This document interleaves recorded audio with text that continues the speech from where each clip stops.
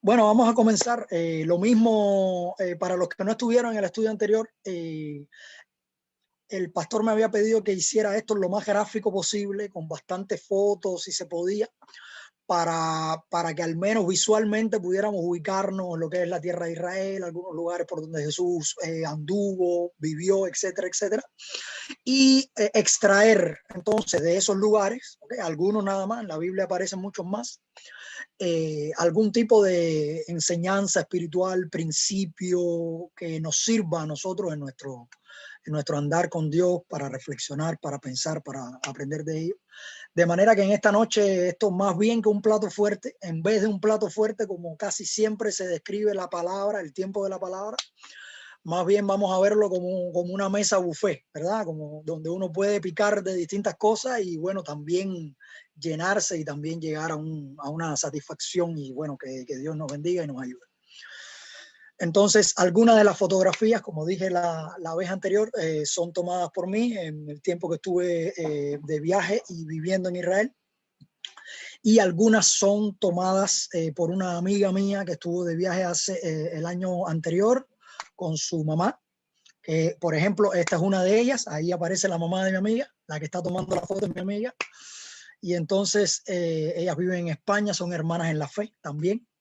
Y bueno, nada, ellos muy contentos de que nosotros estuviéramos usando las fotos que ellos tiraron y demás y demás. Entonces, nada, también les mandan un saludo y muchas bendiciones. Bueno, ideas preliminares que evidentemente este mensaje no va a ser idénticamente igual al otro, así que hay algunas cositas por ahí que ya los que van a, esperemos que segundas partes sean mejores. Y bueno, ideas preliminares que quiero que usted tenga en mente mientras hacemos este paneo breve sobre algunos lugares, algunos sitios importantes en el tiempo de la vida de Jesús. Número uno, vivir en la tierra prometida. Y escuche bien, hermano, abra su mente, su corazón, ¿verdad? Siéntese cómodo ahí y vamos a aprender hoy todos juntos. Vivir en la tierra prometida no eximía a Israel o al pueblo de Dios de forma general de, en ocasiones, atravesar por pruebas, situaciones difíciles, guerra, o de ser menospreciado, maltratado o malentendido. La diferencia estaba en que pasaban por todo eso de la mano de Dios. Esto es una primera idea que yo quiero que usted tenga en mente, porque Jesús anduvo en la tierra prometida. O sea, Jesús es nacido en Belén de Judea, nació en Israel, o sea, lo que sería Palestina en aquel tiempo, nació ahí, creció ahí, ministró ahí y murió ahí y resucitó ahí. O sea, toda su vida él estuvo ahí. El hecho de que él haya vivido ahí, en la tierra prometida, en la tierra prometida, no lo eximía ni a él, ni al pueblo de Dios en general, de atravesar por pruebas, situaciones difíciles, etcétera, etcétera, lo que acabo de decir aquí. La diferencia está en que todo eso el pueblo de Dios lo pasaba con Dios.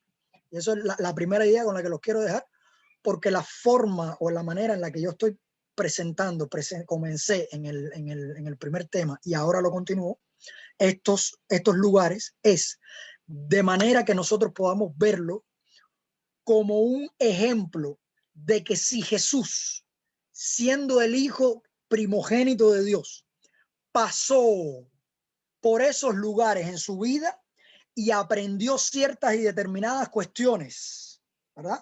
En su humanidad, porque o sea, había humanidad en Jesús y había divinidad en Jesús, pero en su humanidad, evidentemente, había cosas que él tenía que aprender.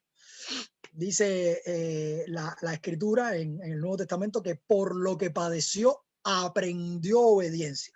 Entonces había cosas que él en su humanidad él tenía que ir aprendiendo, que se tenían que ir completando en la persona de Jesús, ¿verdad? Para que nos sirviera de ejemplo a nosotros de que nosotros también vamos a pasar entonces en nuestra vida y nuestro caminar con Dios por un proceso que estar en Cristo no nos exime del proceso. Es o sea, digamos, la comparación o la analogía que yo quiero que usted abra su mente y su corazón y lo vea conmigo de esa manera, ¿verdad? Para que pueda entender la totalidad de lo que vengo a traerle esta noche. El hecho de estar en Cristo no significa que no vamos a atravesar situaciones de ese tipo, situaciones difíciles a veces, situaciones que como que nos van a sacar un poco de como que uno no entiende mucho, sino que a pesar de que pasemos por ahí, Dios va a estar con nosotros. Como dice en el Antiguo Testamento, aunque cuando pases por el fuego, no te quemarás, ni la llama arderá en ti. Cuando pases por las aguas, no te ahogarán. Y cuando pases por los ríos, entonces tampoco te vas a ahogar. ¿Okay?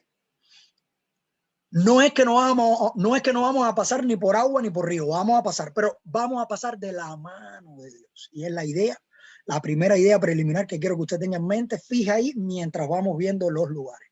Y lo segundo es que todas las vivencias de Jesús en esos sitios, que ya lo había dicho en la anterior, aplicadas a nuestra vida como principios espirituales, pueden proveer sabiduría sobre cómo caminar en el reino de Dios en nuestra vida cotidiana.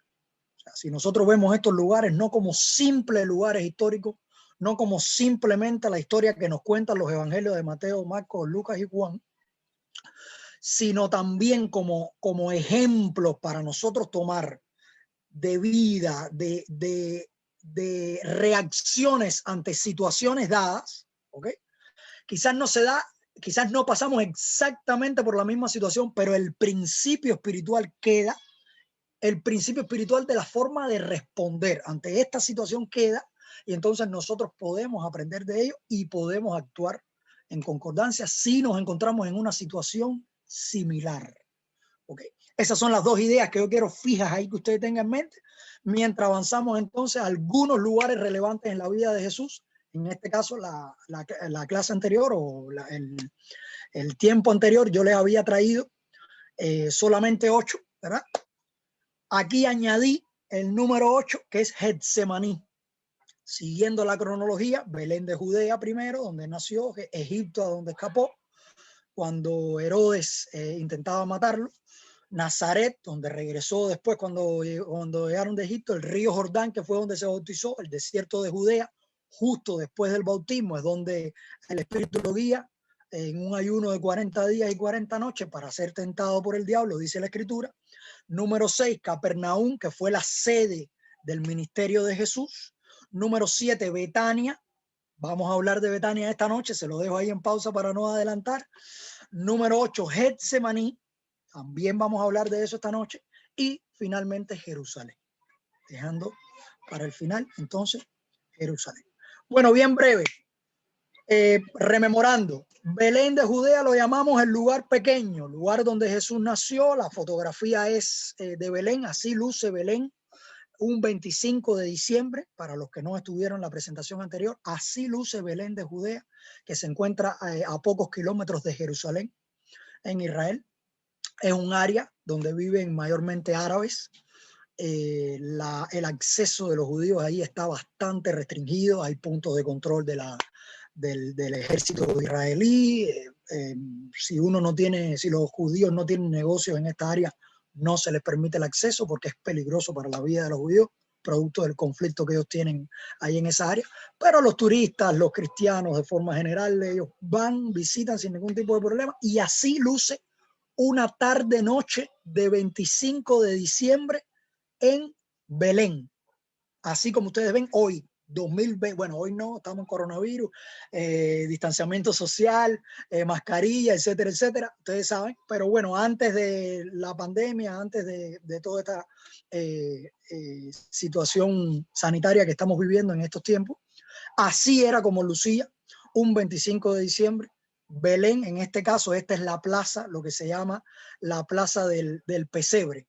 La iglesia que está ahí detrás, miren mi puntero acá, esta iglesia que está acá, en esta área, pues esa es la iglesia del pesebre, es como se llama, y es donde está esta otra foto. ¿Okay? Eso que ustedes ven ahí a mano izquierda, que yo tuve que correr para la izquierda para poder ubicar la cámara en el lado superior derecho y que así no haya que estarla moviendo durante todo el mensaje. Bueno, ahí lo tienen bien claro. ¿Okay? En este caso estas fotos son bajadas de internet. Yo no las pude tomar directamente ahí. Las amistades con las que yo estaba en Israel eran judíos y precisamente por ellos ser judíos no podían llevarme a visitar este lugar específico, y hubo 2, 3 sitios importantes que no pude estar. Entonces ahí tienen, así es como luce el lugar del pesebre, ¿okay? La iglesia por dentro, la gruta, es como se le dice.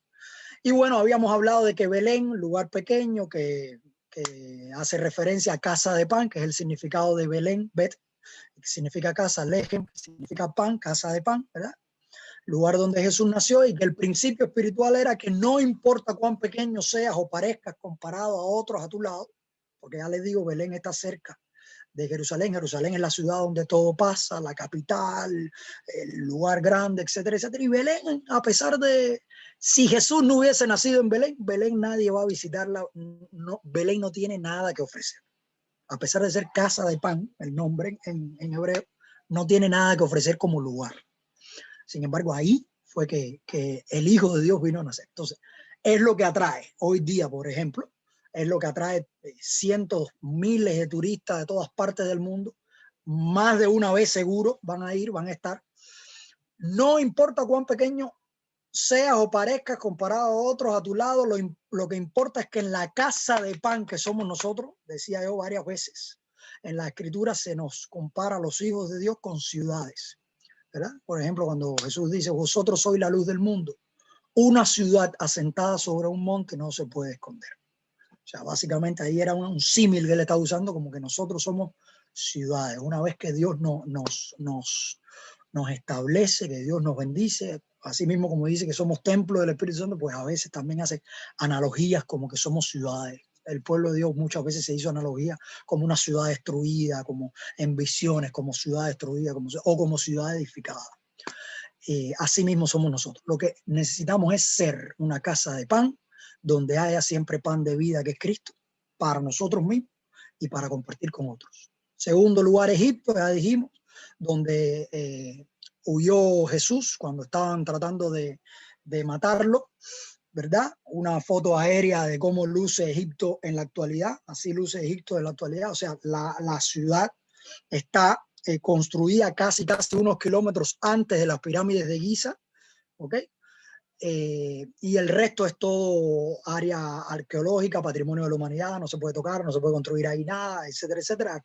Pero genial, lo que es la parte urbana llega casi desde ciertos hoteles y desde ciertos lugares. En el borde, antes de llegar al área arqueológica, se puede ver, a la mañana usted se levanta y se puede ver las pirámides a la distancia. Espectacular, maravilloso.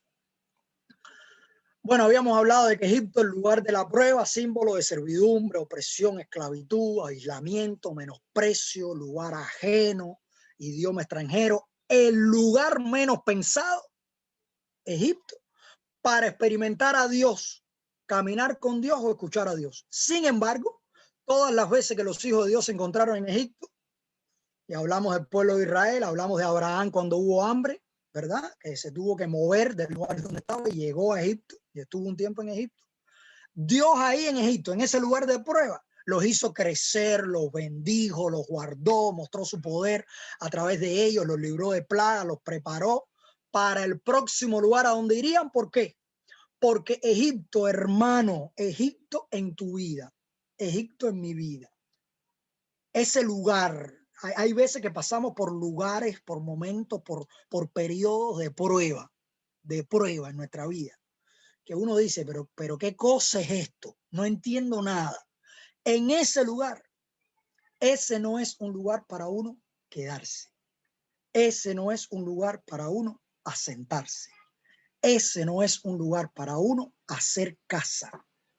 Todas las veces que el pueblo de Dios, por situaciones ajenas a su voluntad, por circunstancias ajenas a su voluntad, tuvieron que estar en Egipto, como en el caso de Israel, como en el caso de Abraham, como en el caso de Jesús. Estuvieron un tiempo ahí, aprendieron lo que iban a aprender, lugar de aprendizaje, lugar de crecimiento, crecieron porque Jesús siguió creciendo. Dios los protegió, Dios los liberó, dice, hasta que estuvieron en Egipto, dice el Evangelio, hasta que murieron todos los que buscaban la muerte del niño Jesús. dice el ángel. El ángel después se le aparece a José nuevamente en sueño y le dice, regresa a Israel porque ya han muerto los que buscaban la muerte del niño. O sea que Dios los protegió y los liberó. Para aquellos que están pasando por un momento difícil, para aquellos que están pasando por un Egipto, para aquellos que están pasando por un momento donde no entienden, donde no ven luz de nada, donde se sienten oprimidos, estrechos, en un lugar extranjero, lejos, perseguido, no sé cómo se puede sentir, ¿ok? Sepan que este lugar, en primera, que es temporal. En segunda, que hay cosas que Dios ahí le va a enseñar, que usted tiene que aprender. En tercera, que usted va a crecer, Dios lo va a proteger y Dios te va a liberar, porque no es tu lugar de destino, no es tu lugar final, es un lugar de paso solamente. ¿Ok? Tercero, Nazaret, hablamos del lugar del menosprecio. Yo creo que ustedes recordarán, por ejemplo, el pasaje, al menos dos pasajes donde menospreciaron a Jesús. Decía Natanael, le dice, viene uno de los discípulos y le dice, hemos encontrado al Mesías, al Cristo, el Mesías. Dice, y bueno, ¿y quién es? Jesús de Nazaret. Y nada más que le dice de Nazaret, dice Natanael, de Nazaret puede salir algo bueno. Así nomás dijo, ya, no dijo más, suficiente. De Nazaret puede salir algo bueno. Ese era el concepto que tenían ellos en su tiempo de Nazaret.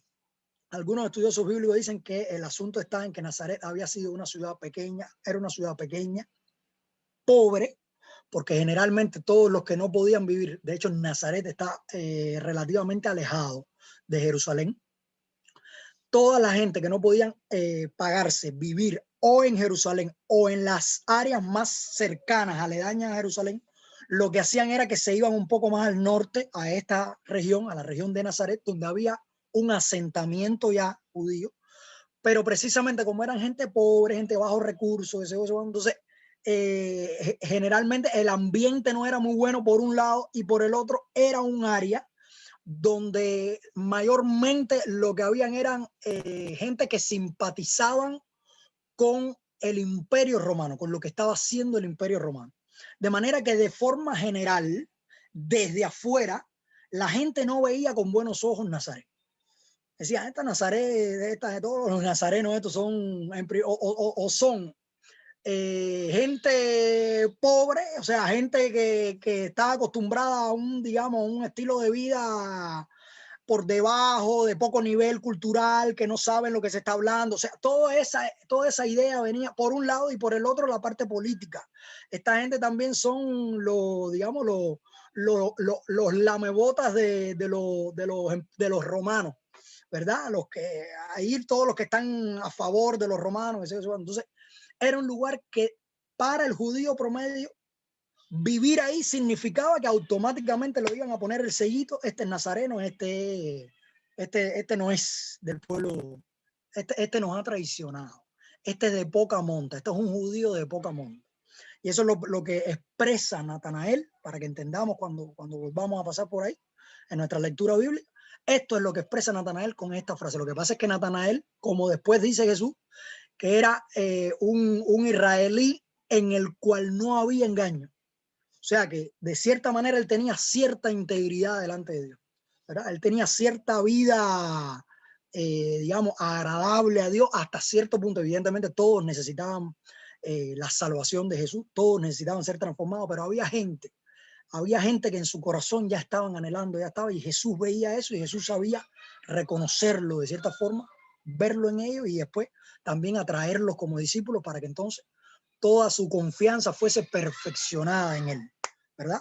Eso es Jesús, ese es Natanael, lo que pasa con él. Y lo segundo es cuando Jesús va a enseñar allá. Y si se escandalizaban a causa de él, pero Jesús les dijo, no hay profeta sin honra, sino en su propia tierra, que es el pasaje este en Mateo donde dice, ven acá, chicos, este no es Jesús, el hijo de José, el carpintero, el que nosotros veíamos, que ¿de dónde tiene ahora esta sabiduría, estas palabras, esta enseñanza? ¿De dónde tiene esto? Y entonces dice la Biblia, y no hizo allí muchos milagros a causa de la incredulidad de ellos. O sea, gente, como lo había puesto aquí, que creían, fíjense que Jesús fue menospreciado en estos dos sentidos, por el lugar donde había crecido y porque la gente creía que lo conocía. Bueno, habíamos visto al principio, Dios te eligió. En cuanto a tu lugar de origen, crianza, educación, todo sirve y servirá al propósito eterno de Dios, número uno. Y número dos, no debemos menospreciar a otros por creer que los conocemos o por el lugar donde crecieron, porque lo que es verdad para nosotros también lo es para ellos. Y es verdad que nadie nos tiene que menospreciar a nosotros, porque Dios nos va trabajando, nos transforma, nos cambia, nos enseña y nos muda, como dice la Escritura, de una persona en otra. Y de un año a otro uno dice, oye, pero y este es Raulito. Déjeme tomar un ejemplo, alguien que sea ejemplo para usted. Bueno, y este es Román.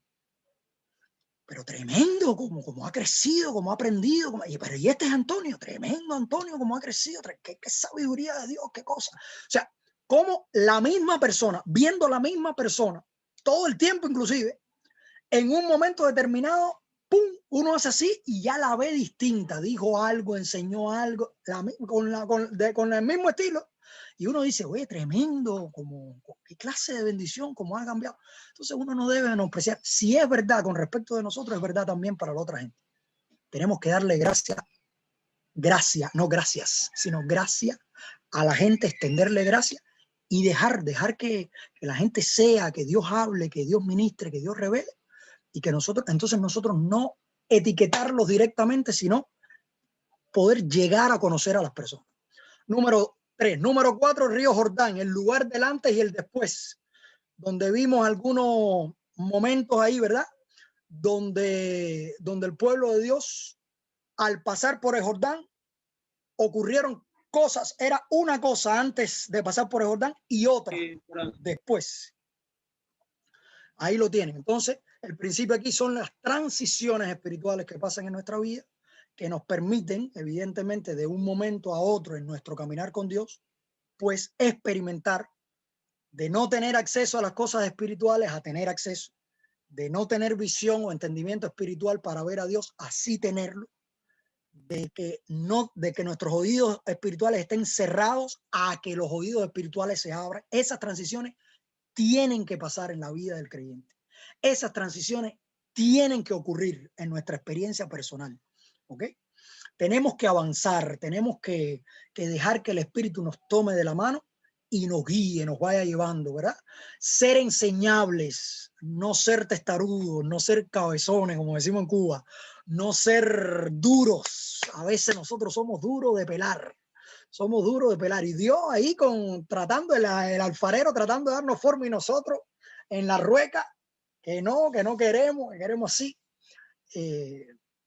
Estas transiciones deben ocurrir. Y Dios quiere que ocurra y nosotros entonces tenemos que exponernos. ¿Y dónde van a ocurrir? Bueno, hay un lugar que se llama Jordán. No tiene nada que ver con Israel. Usted si puede ir a Jordán en Israel, gloria a Dios. Pero el Jordán como lugar, como símbolo de que varias ocasiones en la escritura hubo transiciones importantes que pasaron ahí. En la vida de Jesús pasó, y si pasó en la vida de Jesús, también tiene que pasar en la vida de los hijos de Dios, en la vida de todos aquellos que han sido transformados por Dios. Transiciones de este tipo. ¿Ok? Ahí las tienen, después pueden ver, para yo avanzar con el tiempo. Desierto número 5, el lugar de la tentación. Hablamos de esto, ¿verdad? Ese es el desierto de la foto tomada por mi amiga Diana. Ese es el desierto de Judea. ¿Ok? Ahí lo tienen. Un lugar que se puede visitar también. Se visita lo que sería el monte de la tentación, que es como se llama, que es toda esta área que ustedes ven acá. ¿Ok?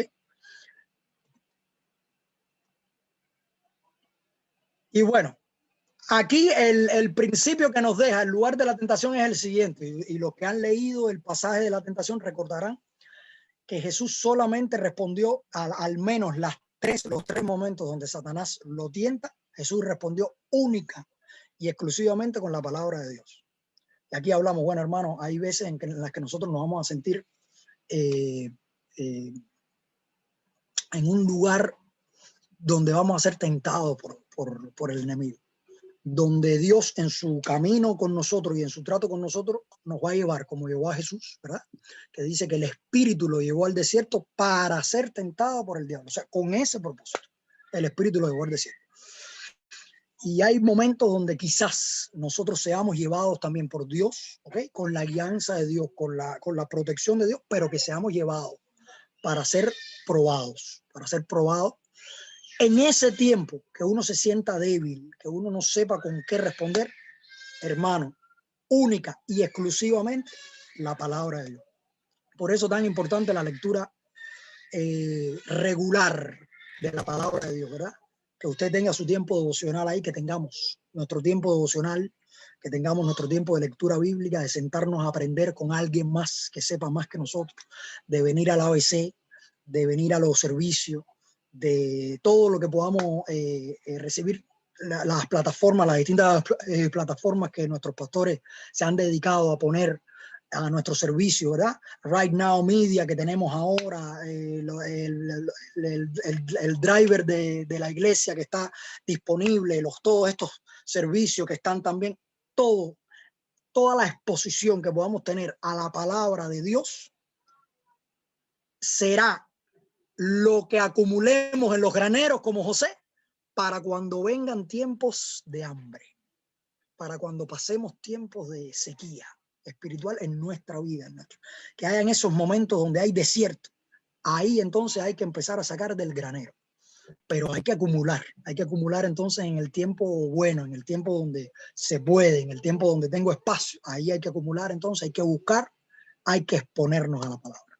Sexto, Capernaum, el lugar del servicio, voy rápido, donde el principio espiritual era básicamente mantenernos en fidelidad y excelencia, servirle a Dios con fidelidad y excelencia y dejar el resultado a Dios. Número 7, y aquí ya nos conectamos con lo nuevo. Betania, el lugar de la amistad. Eso es una foto de Betania desde la carretera, ¿ok? Espero que la disfruten. Así luce Israel, así todo, ellos construyen todo sobre las montañas, la gran parte del país es área montañosa, así como ustedes ven, y ellos han desarrollado toda la arquitectura o la mayoría de ella casi así por las montañas, así en círculo, todo, la montaña, genial. Viajar por todo el país es un deleite porque cambia mucho lo que es el paisaje. El paisaje cambia muchísimo y lindísimo que es todo el tiempo. Para los que no lo saben, tienen todas las estaciones y tienen casi todo tipo. Tienen mar, tienen lago, tienen río, tienen montañas, tienen desierto en un pedacito de país, porque del norte de Israel al sur se viaja todo el país en 7 horas en auto, sin parar, 7 horas en auto. Usted agarra su auto, 7 horas desde la punta, desde la frontera con Siria, en los altos de Golán, usted agarra su auto y todo va bajando. Vaya, que pare 2, 3 veces para ir al baño, tomar un refresco, 8 horas y media, póngale. Eso es todo el tiempo que uno viaja todo Israel hasta el sur, hasta la frontera con Egipto, en el Mar Rojo ahí. Genial. Entonces, Betania, lugar de la amistad. ¿Qué pasó en Betania? Hay al menos 3 eventos que se mencionan en la Biblia relacionados con Betania. Y todos los eventos tienen que ver con 3 personas. Con María Magdalena, con Marta y con Lázaro.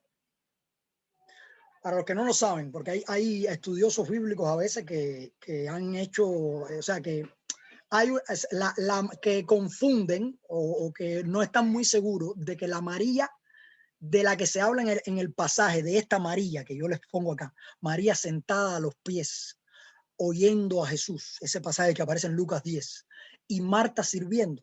Hay quien no sabe, de los estudiosos, no se ponen de acuerdo, si fue María Magdalena o si fue otra María. Sin embargo, para los que también siguen estudiando y ven entonces las localizaciones, María Magdalena, Magdalena es el gentilicio de Magdala, que es una región cercana a Betania. ¿Okay? Entonces, es muy probable que la María Magdalena de la que se habla en la escritura sea María esta, la que se sienta a los pies de Jesús, porque precisamente Magdala y Betania eran lugares bastante pegados. Y se dice, o sea, según los estudiosos bíblicos concuerdan entonces en los escritos con ser también la hermana de Marta, que al mismo tiempo, o sea, las dos eran hermanas de Lázaro. ¿Okay? Entonces, que capaz que por la enfermedad de Lázaro, porque la escritura menciona que Lázaro estaba enfermo primero y que después muere, pues tuvieron que venir entonces de Magdala, porque primero no se menciona la ciudad y después sí se dice, de Magdala tuvieron que venir entonces a Betania. Las 3 veces que se menciona, fíjense, Jesús pasaba por ahí, número 1, a conversar. Número 2, a resucitar a Lázaro porque era su amigo. Dice, vienen ellos y dice, oye, Lázaro, tu amigo, en este pasaje de Juan, tu amigo Lázaro está enfermo, está muy enfermo. Hace falta que vaya, lo sane. Ah, ok.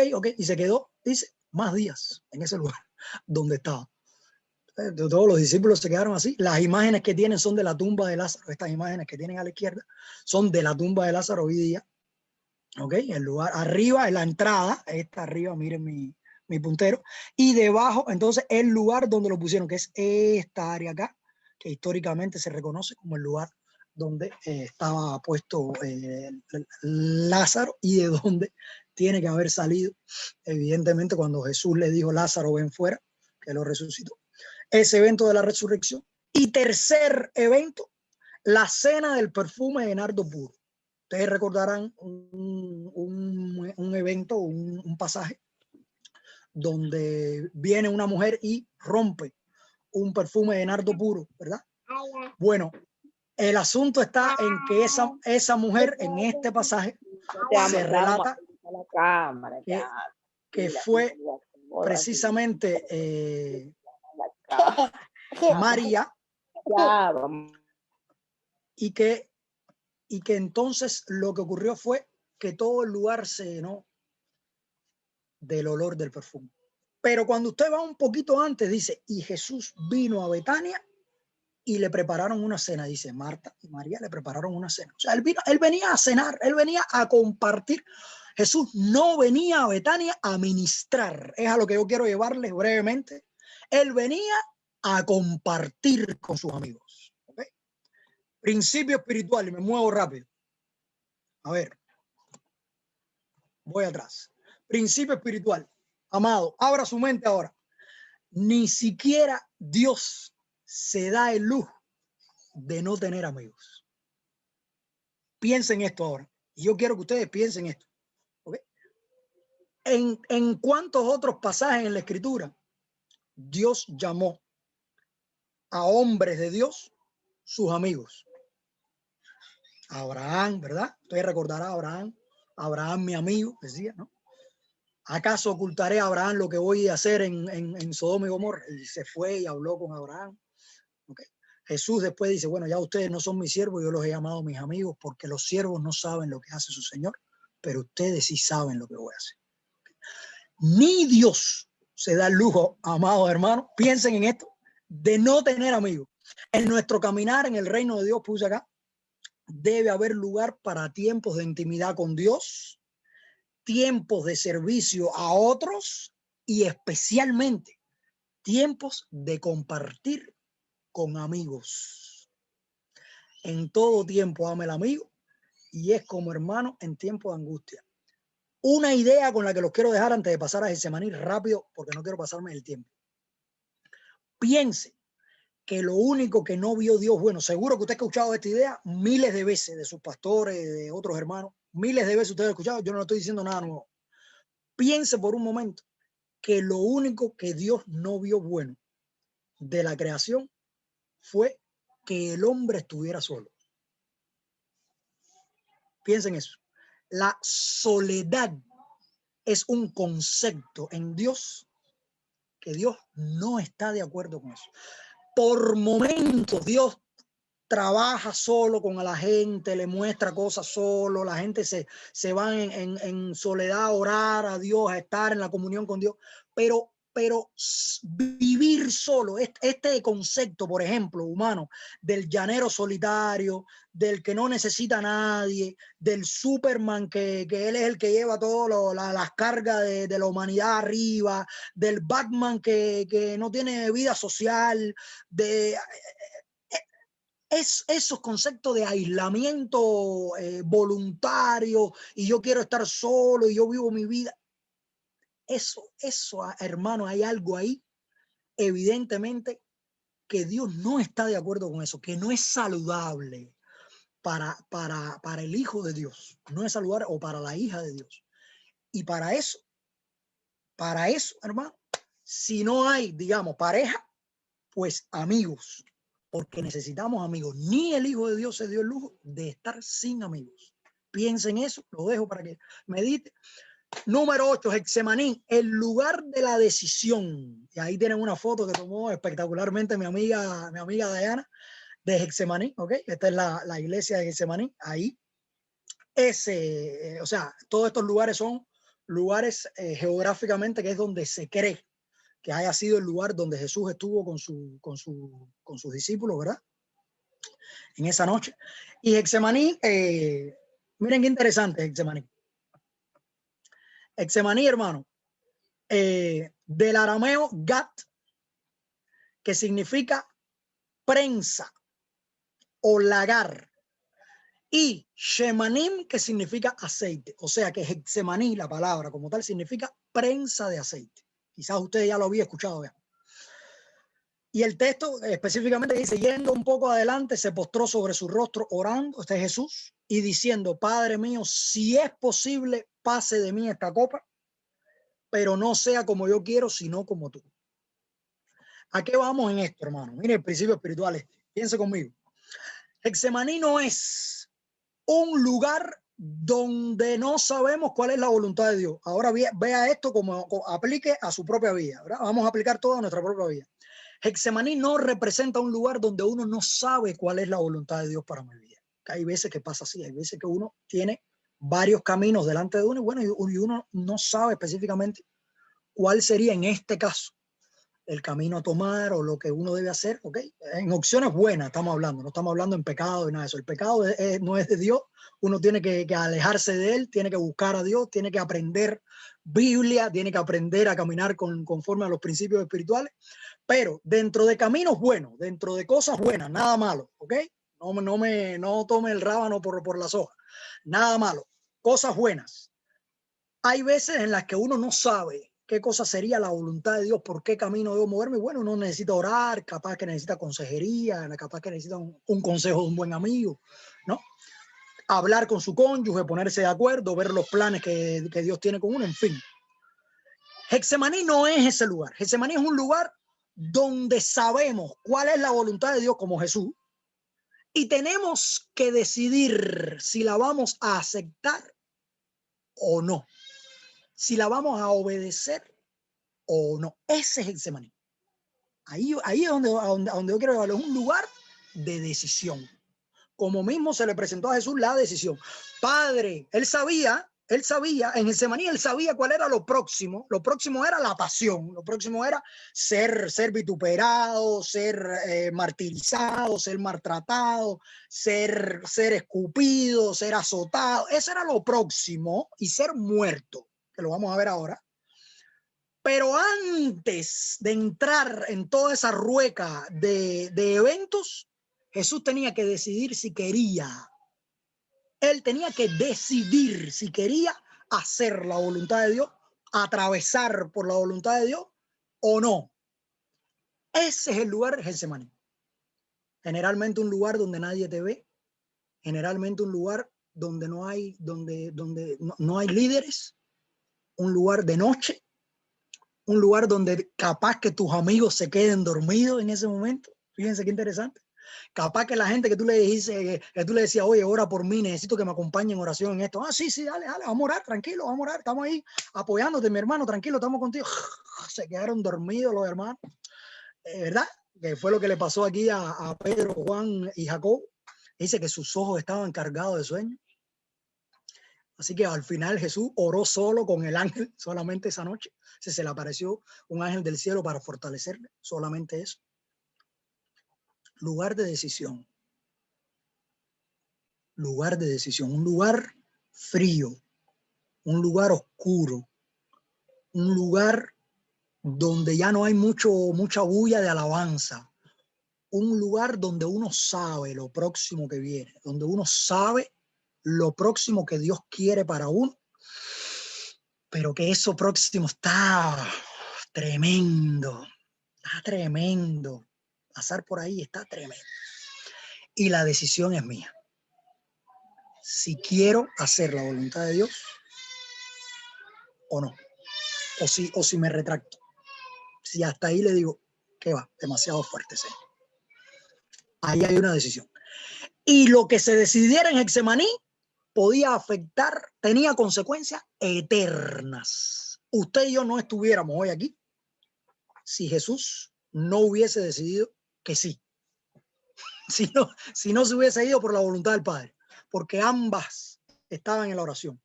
Si puedes, pasa de mí esta copa. Ese era Jesús. Y esto está duro, pero no se haga como yo quiero, sino como tú. Dice, y 3 veces oró de esta forma, dice ese pasaje, 3 veces, fuerte, eso fue un momento fuerte. Y le puse aquí esta idea, el aceite de la oliva está dentro, no fuera. ¿Qué es lo que significa Getsemaní? Prensa de oliva, o sea, prensa. Es el lugar donde la prensa, ustedes saben, lo que se usa para quebrar la oliva y sacar el aceite, porque el aceite de la oliva está dentro del olivo, en este caso, está dentro, no fuera. Y la única manera de obtener, escuche esto y vamos a decir como dice Apocalipsis, ¿verdad? El que tiene oído para oír, oiga. La única manera, hermano, de obtener aceite de la oliva es prensándola. Así con esta sonrisa se lo digo yo. Prensándola, se lo digo yo, con esta sonrisa nos metemos todos, a todos nos van a prensar, ¿ok? Yo se lo digo con esta sonrisa, pero eso significa que todo, si Jesús, piensen esto, si Jesús tuvo que pasar por Getsemaní, por el lugar de la prensa de aceite, para que saliera el aceite, ese aceite que subió como incienso delante de la presencia de Dios, ese aceite que gracias a ese sacrificio nosotros podemos decir hoy día que tenemos esperanza en Cristo, no solamente para nosotros, sino también para los que nos rodean, para nuestra familia, ¿verdad? Que nos ha cambiado, que nos ha transformado en gente nueva. Y si me estás escuchando en esta noche y no has abierto la puerta de tu corazón a Jesús, pues te digo que en el momento en que veas esto, ya sea ahora, ya sea en el futuro, en YouTube, en Facebook, porque te lo pasaron, porque pasaron el link, porque cortaron este pedazo y lo mandaron, lo que sea. Sabe que Jesús de Nazaret, Jesucristo, que está resucitado ahora a la diestra del Padre, está con sus brazos abiertos en estos momentos para recibirte. Si tú te arrepientes, si le abres la puerta de tu corazón a Él, si le dejas entrar, si le das la oportunidad de transformar tu vida. La única manera de obtener aceite, amado, es prensándolo, Leo. Y nuestro aceite nosotros lo tenemos dentro. Tenemos este tesoro en vasijas de barro. El tesoro está adentro. Así que por la prensa de oliva hay que pasar. Y finalmente, Jerusalén, el lugar de la muerte y la resurrección. Esta foto es una foto desde atrás. Vean acá la cúpula dorada, ¿verdad? O se le llama la mezquita de Omar, se le llama también. Árabe, un lugar árabe, sitio de adoración árabe, que está ubicado en lo que los judíos entienden que era el sitio específico donde estuvo el templo de Salomón, específicamente donde estaba el templo, el arca del pacto. Ella fue construida ahí, y esa es toda la discordia, o parte de la discordia entre judíos y árabes, hasta el día de hoy. Bueno, hebreo Jerusalén, que en hebreo significa Yerushalayim, es como se dice, Yeru, ciudad, y Shalom, que significa paz, o sea, ciudad de paz. ¿Okay? Todo lo contrario. El nombre nada más, todo lo contrario. Históricamente, todo lo contrario. Y en esta profecía que da Jesús en Mateo 23:37, también todo lo contrario. Jerusalén, Jerusalén, que matas a los profetas y apedreas a los que te son enviados. Y ahí tienen entonces en la foto muro de los lamentos, como se le llama. Ellos le dicen muro occidental. En realidad ellos le dicen Dekotel, que significa el muro, solamente le dicen así, Dekotel, ¿ok? Que no es exactamente el muro que daba al templo directamente, sino que esta es parte de los restos que quedaron de lo que era el muro exterior, ¿ok? El muro exterior, de eso podemos hablar en otro momento, pero es el muro básicamente que estaba como por fuera, que cercaba por fuera lo que vendría siendo adentro entonces el área de los gentiles, donde después iba a venir el área de los judíos, ¿okay? Entonces este muro es el de más afuera y es parte de lo que queda. El muro, o sea, la extensión del muro en Israel es más larga, pero esta es la parte a donde se viene a orar, la parte famosa que aparece en los documentales por ahí, etcétera, etcétera. Okay. De este lado que ven sillas, miren mi puntero, este lado que ven sillas, mujeres, y del lado más grande, hombres, porque se dividen para orar mujeres y hombres. ¿Okay? Bueno, básicamente acá, y ya con esto terminamos, Jerusalén, hay una palabra que dice en Lucas: es necesario que el Hijo del Hombre padezca muchas cosas y sea desechado de los ancianos y de los príncipes y de los sacerdotes y de los escribas y sea muerto y resucite. Fíjense, todas esas cosas tenían que pasar, y en esta foto ven lo que sería el sitio evangélico de donde está, se le llama la tumba del jardín, que es uno de los lugares, uno de los dos sitios en Jerusalén donde se cree que estuvo el cuerpo del Señor, y evidentemente está removida la piedra acá, en este hueco acá, ¿ok? Ahí. Y aquí el principio es muy sencillo, hermano. Habrá lugares en nuestra vida, ¿no?, que por voluntad y propósito de Dios será necesario padecer muchas cosas. Será necesario, es la palabra. O sea, era lo que decía Jesús. Es necesario que el Hijo del Hombre pase esto, pase esto, pase esto.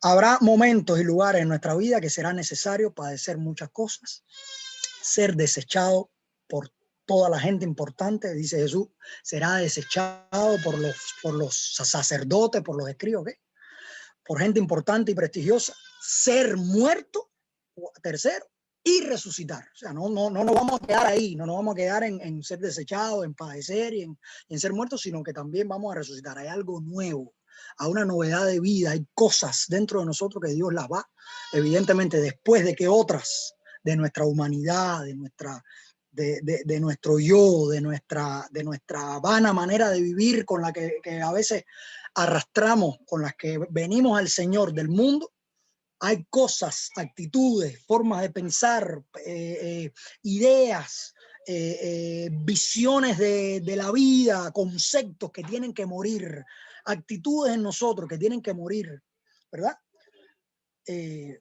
Y entonces, para que algo más resucite de Dios en nosotros, pues eso, si pasó con él, también va a pasar con nosotros. Y hay un concepto que quería dejarle aquí a ustedes con respecto a esto, que es el concepto de la ofrenda voluntaria que aparece en el Antiguo Testamento, y que yo lo traje porque Jesús lo menciona en este pasaje de Juan.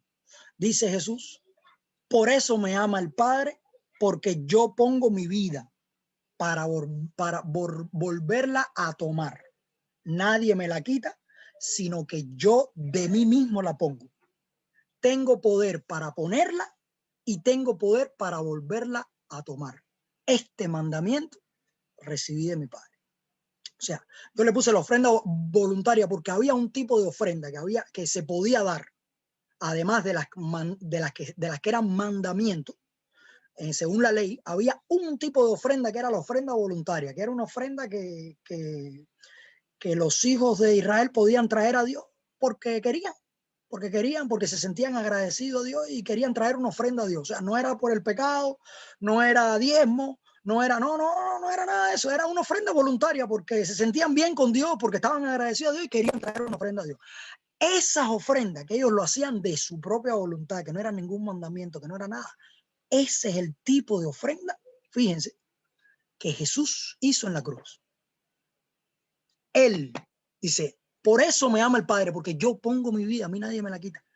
Y en ese sentido, amado, es en el sentido en el que creo yo, por la escritura esta, de que nosotros tenemos también que presentar nuestros cuerpos a Dios, como dice en Romanos el apóstol Pablo, como sacrificio vivo, santo, agradable a Dios, ¿verdad? Que es vuestro culto racional. O sea, como una ofrenda voluntaria.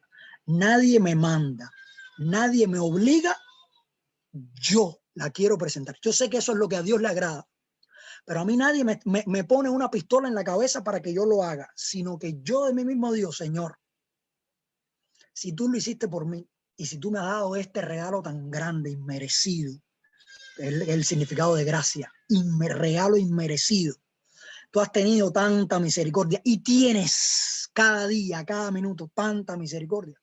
¿Cómo no? ¿Cómo yo no voy a poner mi vida para ser transformado, para ser cambiado, para que tú me lleves y me transforme hasta llegar, como dice la Escritura, a la medida de la estatura de la plenitud de Cristo? Ese es el final, amado. Y yo diría no el final, el principio, ¿verdad? Pero esa es la meta, vamos a ponerlo así. Esa es la meta. La meta en la vida, que si alguien se ha preguntado, si alguien se estuvo preguntando en estos tiempos, o algo así, o estuvo pensando en estos días, o estudiando, pensó, bueno, ¿y cuál es la meta de la vida cristiana? La meta de la vida cristiana es, sin temor a equivocarnos, llegar a ser hechos conforme, como dice Efesios 4, a la medida de la estatura de la plenitud de Cristo, ¿no? Hasta allá. Que Dios nos trabaje, que Dios nos ayude, que Dios nos transforme, que Dios nos moldee, que Dios nos añada cosas, nos saque cosas, nos limpie, nos vuelva a poner, nos vuelva a llenar, nos vuelva a transformar, y por ahí vamos a caminar y en el camino se nos van, como dice la Biblia, se nos va a embarrar nuestros pies. Dice, el que se ha lavado solamente necesita lavarse los pies, decía Jesús a Pedro. Pero ahí mantenernos siendo lavados, siendo ministrados, siendo transformados, aprendiendo los unos de los otros. Aquí nadie se la sabe todo. Aquí estamos todos aprendiendo, todos somos discípulos. Que Dios nos ayude a tener todas y cada una de estas actitudes delante de Él, nos bendiga. Y bueno, ahí les traigo, estuve en ambos lugares, ¿ok?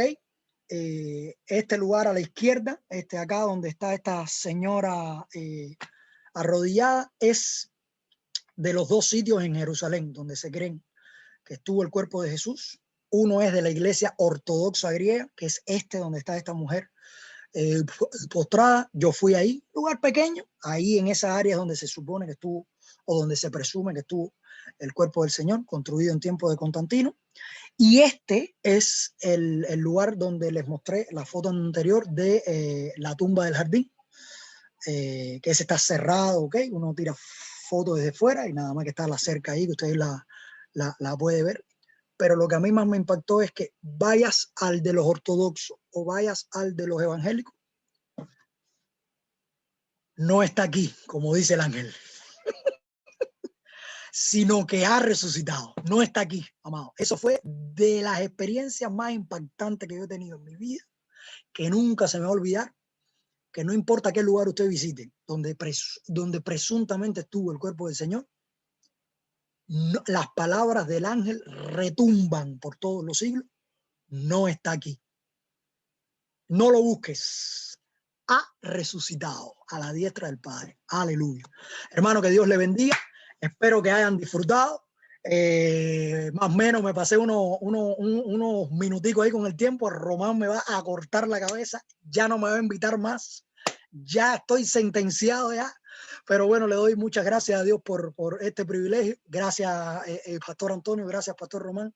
Gracias, amados hermanos. La muela cubana, como decimos nosotros, habla, este hermano habla cantidad. Espero que le haya servido, que Dios le bendiga. para servirle. Gracias.